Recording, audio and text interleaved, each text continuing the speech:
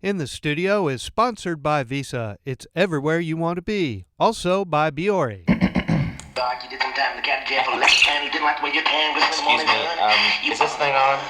Whoa. Yeah. Excuse me. You're welcome.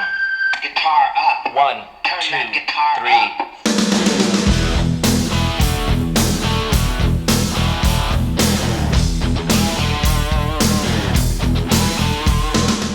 Hi, and welcome to In the Studio. I'm Redbeard, bringing you the stories behind the greatest rock albums in history.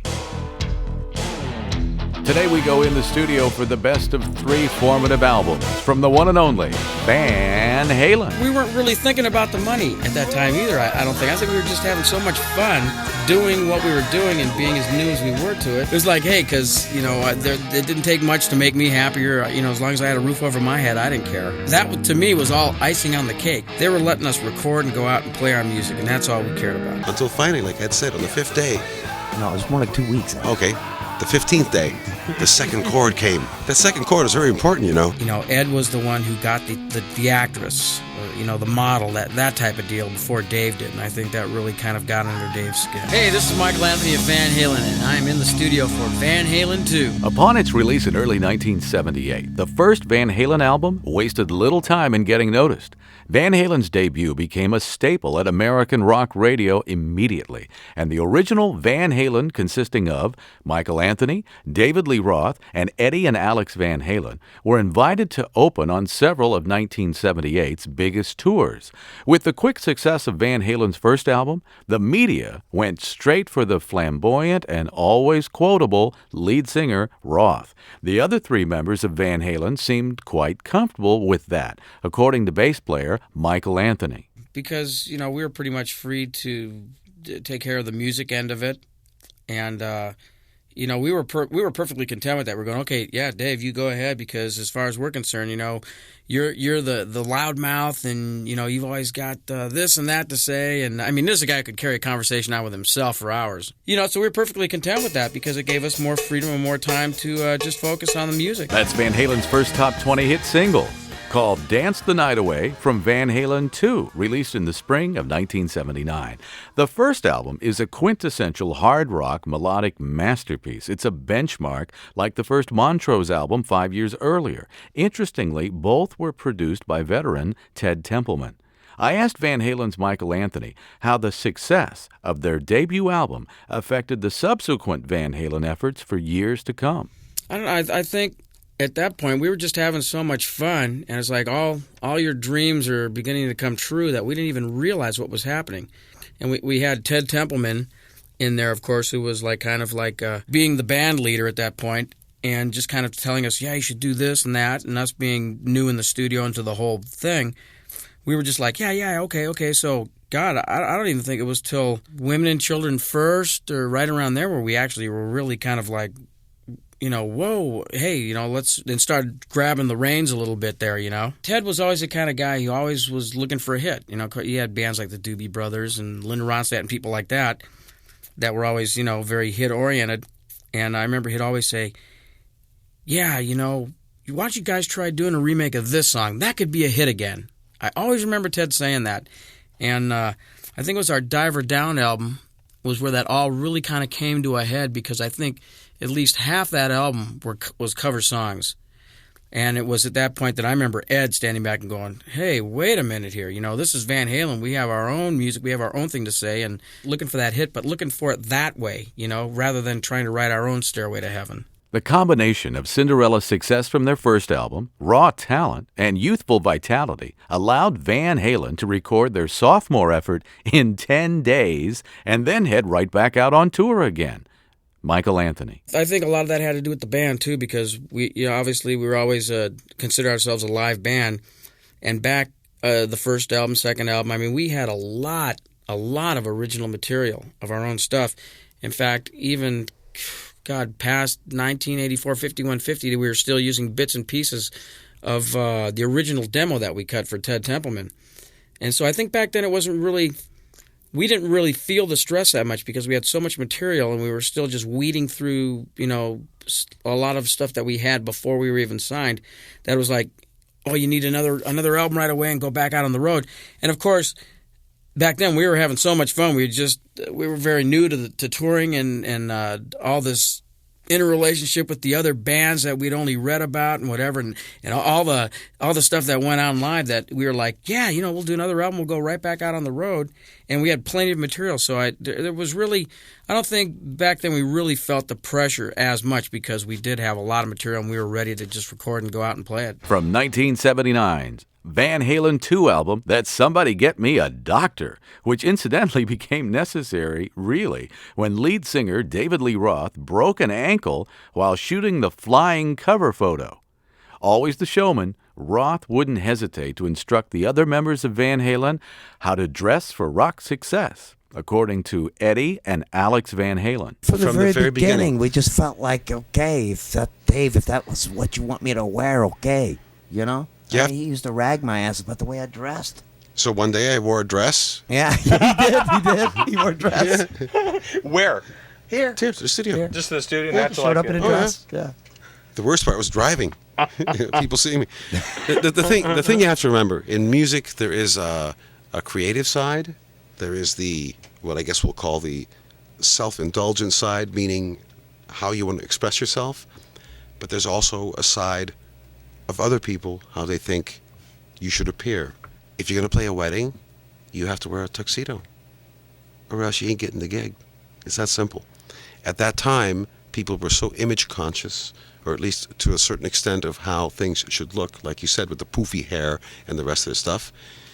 And to be quite honest with you, even now, things have changed to the point where now people are trying so hard to not be something. They shave their heads. They pierce every part of their body they can imagine.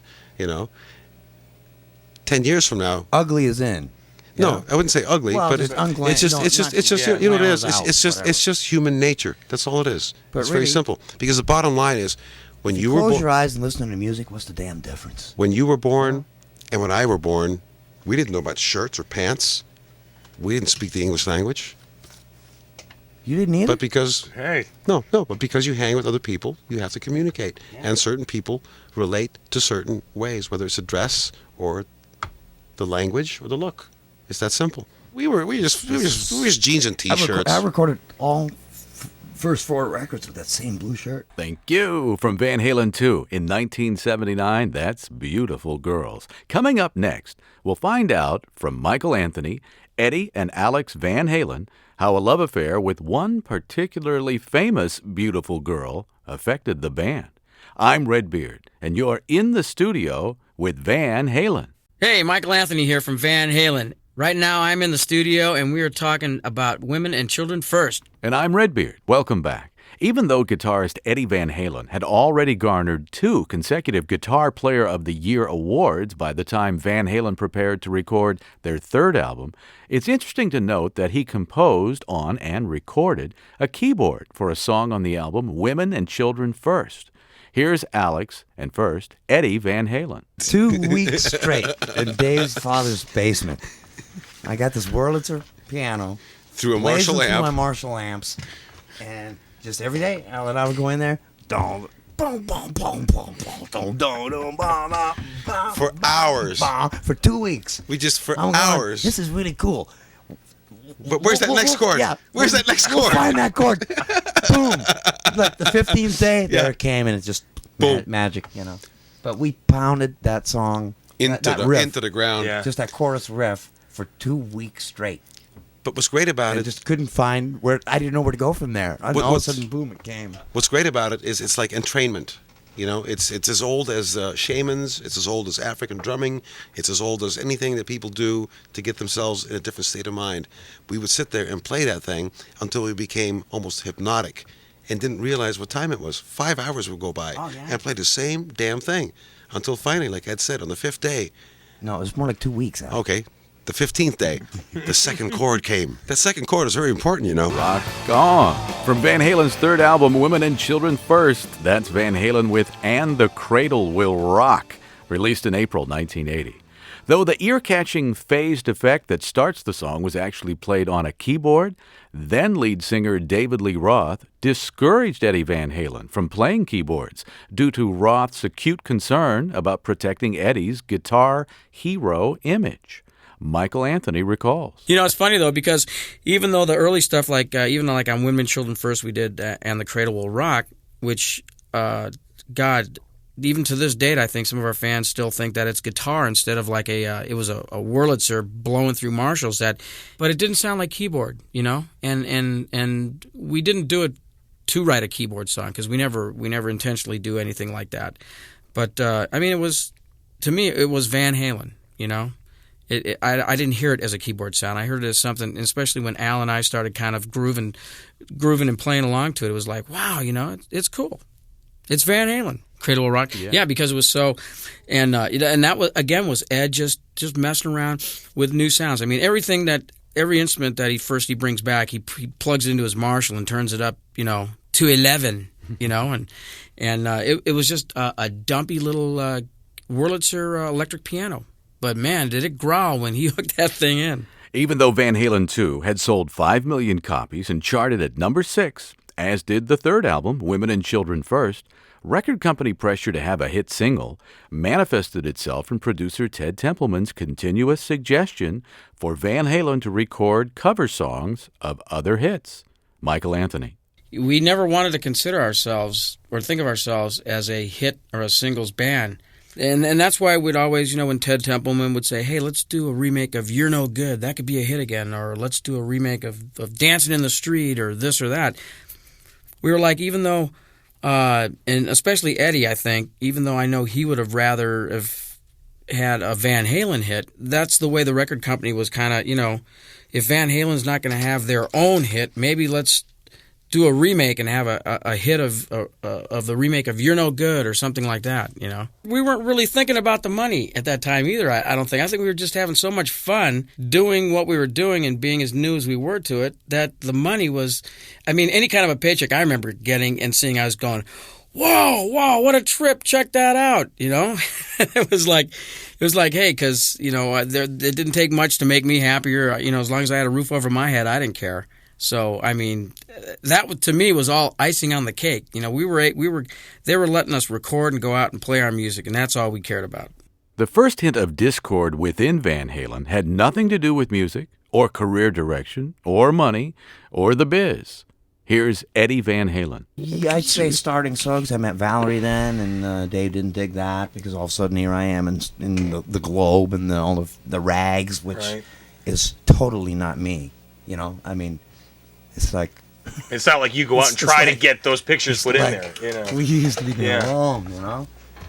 It's kind of like the fame part was coming to me, which I don't dig. I just want to make music, you know, and it's what he wanted, and it just created tension, yeah, it did. The Valerie Eddie Van Halen refers to is TV actress Valerie Bertinelli. So suddenly, instead of Eddie being on the cover of Guitar Player magazine, Eddie's now on the covers of National Enquirer and all the tabloids.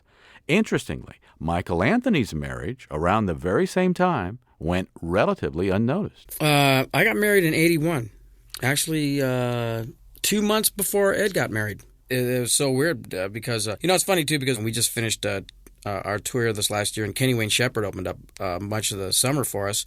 And it was his father, actually, who was a DJ or something like that in the Shreveport area that was partly instrumental in hooking Valerie up to come to our show when she first met Ed. I remember him walking up to him going, hey, thanks a lot, man, you know, making some kind of a joke out of it. But, yeah, I think it was Valerie's brother who went to him or something like that and got it set up for her to come backstage to our show in Shreveport and meet Ed. And after the show, I remember she came back to the hotel, and they just kind of like were walking around, and I think they talked almost all night. Meanwhile, I met two of Valerie's brothers, and we proceeded to trash half the hotel we were staying in. I mean, as far as I was concerned, I was going, hey, man, she's got a couple of great brothers. You know, we were having a great time. But, you know, I think out of anybody in the band, it hit Dave the hardest because I think, you know, Ed was the one who got the actress, you know, the model, that type of deal before Dave did. And I think that really kind of got under Dave's skin. A great live concert song. That's Van Halen's Everybody Wants Some from 1980's Women and Children first album. Next, Van Halen's fame, concert receipts, and album releases continue to grow. But creative frustration, intra-band tension, and notorious road behavior threaten to derail the foursome. I'm Redbeard, and you're in the studio with Van Halen. Hey, this is Michael Anthony of Van Halen, and right now I'm in the studio for Fair Warning. Thanks, Mike. I'm Redbeard. By the time Van Halen recorded their fourth album, 1981's Fair Warning, drummer Alex Van Halen recalls vividly the strain his brother Ed was under. Fair warning, before Ed answers it, I'll make it short. I watched Ed being creatively frustrated. Ed probably worked harder on the music for that record than anybody had ever seen. Almost to the point where I felt guilty for even sleeping. I felt like, Ed, I should stay up with you just to suffer with you. It just seemed like nobody cared. Or I would go down to the studio with Don Landy at 4 o'clock in the morning and do all my guitar parts. I guess, there was so much blow around that time that people didn't even know. That they thought that I did it that day, or, But it just seemed like I couldn't do what I wanted to do during the day. So I snuck in at night and did all the guitar solos and all the guitar parts without anyone even knowing that I didn't do it when they thought I did. Van Halen giving us Fair Warning. That's Unchained. Great song. The frequent stories of rock road hedonism were confirmed by the official title of Van Halen's tour. Here's Michael Anthony. Or is that the Hide Your Sheep? Oh, I remember. We had jackets and we had T-shirts made up. In fact, I've still got one somewhere of a sheep with its head. It's like it's facing away from you with its head turned around looking, and it's wearing garters and fishnet stockings. And I think that was more for our crew because back then, believe me, it was like every other week. It looked like the free clinic backstage with a line coming out of a room about a half mile long. The doctor in there seeing half our crew, and they're all walking out shaking their heads. Ooh. Oh, it was a ravenous time. There was a lot of debacle stuff going on. By the spring of 1981, Eddie Van Halen was struggling through recording the Fair Warning album. Was it record company pressure to create a hit single? Naivete about the business? The ravages of consumption? Again, Michael Anthony. Yeah, I think it was probably a little bit of everything like that. I mean, because those were times also where he would spend a lot of time in the studio. Him and Don Landy. Sometimes, they'd pull all-nighters or stay up for like 2-3 days. And I just think it was just kind of a combination of everything. Plus the ongoing the thing that was starting to grow with our relationship and between us and Roth, which would eventually come to a head during the 1984 tour. I think that was part of it also. That plus the fact, Ted Templeman and, wanting to do remakes of songs and Ed wanting to do his own thing. And I remember the first time Ed even got on a keyboard and showed something to Dave, and Dave was like, "Oh, no, you can't do that. You're a guitar hero. Guitar heroes, you play guitar. You don't play keyboard, man. You are a guitar hero. Do not play keyboard." And, that frustrated him also because, it wasn't like a conscious thing that, hey, we ought to add keyboard or whatever, but, it was just another facet of Ed Van Halen. That guy, since the first day I met him, he's always goofing around with different instruments, trying to make, or coming up with different sounds, and, not because he's searching for something, but because he enjoys doing it. And I think, it was just a combination of everything, plus, there was some substance abuse, within the band. Back then, too. But I think it was just kind of a culmination of all that. And there's the fact that then lead singer, lyricist David Lee Roth never quite clicked with Mrs. Eddie Van Halen, his bride, Valerie Bertinelli. Right. Yeah, you could always feel the tension in the room when those two either were talking with each other or, they got along. You could tell they got along. And, I know Dave was also doing it for Ed's sake, you didn't want any tension within the band, but you could tell that, that something wasn't right there. And plus Valerie, she's very opinionated and very strong-willed, and, she would say, if she didn't think that something was right, let's say if, Dave had Ed wearing something or whatever, she'd go, Ed, I don't think that looks right. You ought to tell Dave and whatever. And up to that point, we had been pretty passive with Dave as far as a lot of things concerning the band, like the interviews, stuff like that. And all of a sudden, it's like Ed was going, hey, Dave, I don't think blah, blah, blah. And it was like, ooh. And I think, and Dave knew that Valerie was a part of that. And I think that even, made the tension even worse. But Van Halen's appeal and the band's sheer determination were exemplified on Labor Day weekend 1982, when Apple Computer founder Steve Wozniak sponsored the largest concert in history. It was in Southern California, and it was called the US Festival.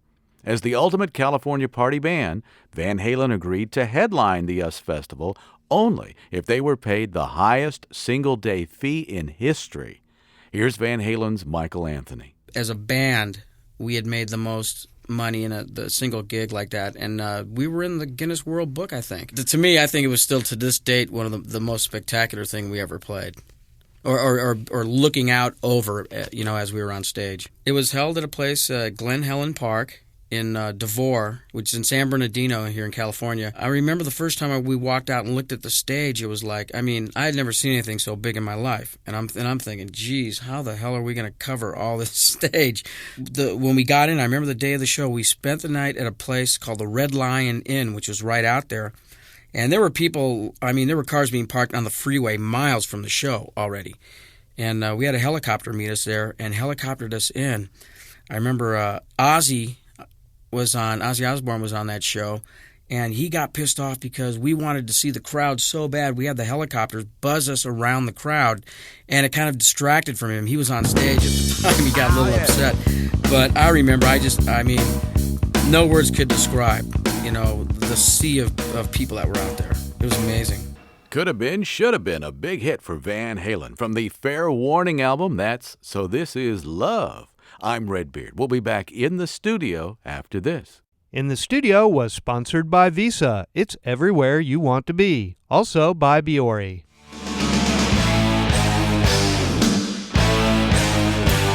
I'm Redbeard, thanking Eddie and Alex Van Halen and Michael Anthony for another visit in the studio, which is written and produced by yours truly, Redbeard, associate producer and engineer Doug Hall at Pep Ventura Studios in Dallas. Thanks to Tommy Nast at Album Network for the Eddie and Alex interview. Special thanks, Ray Daniels and Shelley Knott at SRO Management. For more information on Van Halen, visit the Ultimate Band List at ubl.com. Here in the studio on the World Wide Web at rocktropolis.com, the rock super site. Email to inthestudio@sfxnet.com or write Post Office Box 10307, Burbank, California 91510. In the Studio, produced for SFX Radio Networks. All rights reserved. Copyright 1999. Executive producer Stephen R. Smith.